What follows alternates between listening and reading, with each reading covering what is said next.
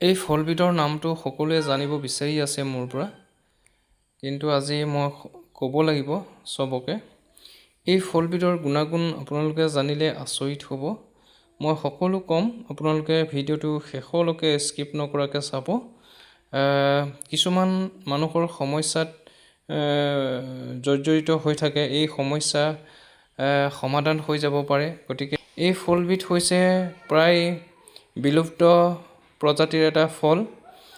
প্ৰায় সেইটো বস্তু আমাৰ ৰাজ্যত ভাৰতবৰ্ষতে নাপাব চাগে। এটা জেগাত মই পালোঁ, এটা চুকত। সেইটো কাৰণে সেই বস্তুটো, ইয়াৰ গুণাগুণটো মই গম পাই পেলাই লৈ আহিছোঁ খাবৰ কাৰণে। গতিকে আপোনালোকে ইয়াৰ গুণাগুণ শুনিলে আচৰিত হ'ব আৰু সকলোৱে খাবলৈ মন যাব অকণমান হ'লেও। আৰু ইয়াৰ গুণাগুণকেইটা মই ক'ব বিচাৰিছোঁ। এয়া গেছৰ সম্ৰাট বুলিও কয় সেই ফলবিধ। তাৰপৰা আৰু যোনসকল মাইকী মানুহ সন্তান প্ৰাপ্ত নোহোৱাকৈ আছে, সেইসকলে এই ফলবিধৰ ৰস খালে সন্তান প্ৰাপ্ত হ'ব পাৰে।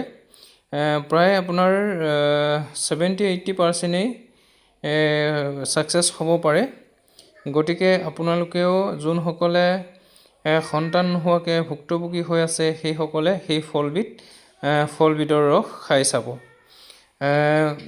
খুব এটা ভাল এইটো ফল।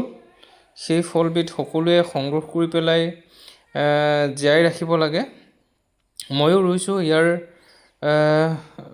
ডাল এটা ৰুইছোঁ, ডাঙৰ হৈছে আৰু মোৰ ওচৰত এতিয়া লগা নাই। এই বেলেগৰ পৰা আনিছোঁ। বেলেগৰ পৰা আনি এইটো ফলবিধৰ যি গুণাগুণ, সেই গুণাগুণটো চাই পেলাই শুনি পেলাই মই ৰুব নোৱাৰিলোঁ, এটা লৈ আহিলোঁ খাবৰ কাৰণে। যিহেতুকে মোৰ গেছ বেছি আছে, গেছৰ কাৰণে মই বহুতো অসুবিধাত পৰি আছোঁ। সেই ফলবিধ খাইছোঁ।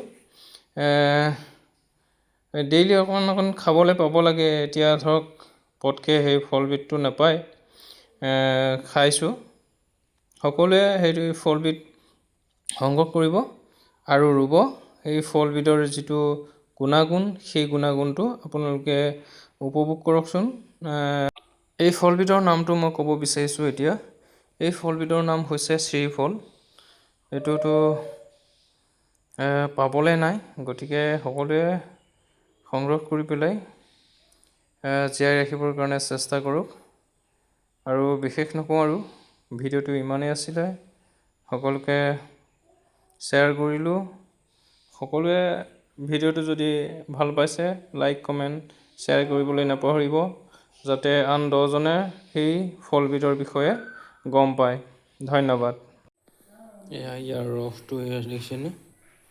একদম সম্পূৰ্ণ চাইমটৰ লেখীয়া, একদম পূৰা এইটো দেখিছেনে?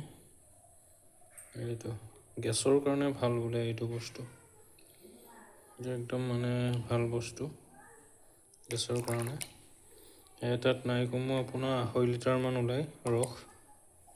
এইটো চেপি উলিয়াইছোঁ। এইটো চাই লওক, গুণ আছে এই বস্তুটো। আপোনালোকে সকলোৱে সেই বস্তুটো সংগ্ৰহ কৰিবলৈ যত্ন কৰক আৰু ৰোপণ কৰি পেলাই আপোনালোকেও ইয়াৰ যিটো গুণাগুণ, সেই গুণাগুণটো আপোনালোকেও উপভোগ কৰক। সকলোৰে সুবিধাৰ কাৰণে। এই ফলবিধ ক'ৰবাত কোনোবাই দেখিছে নেকি বাৰু? এইটো ফুটা হৈ গ'ল আৰু ইয়াৰ পৰা ৰসখিনি উলিয়াই দিয়া হ'ল। আৰু এই ফলবিধৰ নাম কোনেও চাগে নাজানিব। এইটো এটা প্ৰায় আপোনাৰ এইটো 4-5 কেজিমান হ'ব ওজন। এইটো আপোনাৰ 2.5 লিটাৰ 3 লিটাৰ এনেকৈ ৰসটো ওলাই যায়। এইটো গেছৰ কাৰণে বহুত ভাল বুলি কৈছে মানুহে, জনা মানুহবিলাকে। ইয়াৰ ৰসটো ইমান এটা তিতাও নহয়, মিঠাও নহয়, অলপ পানী টাইপৰ।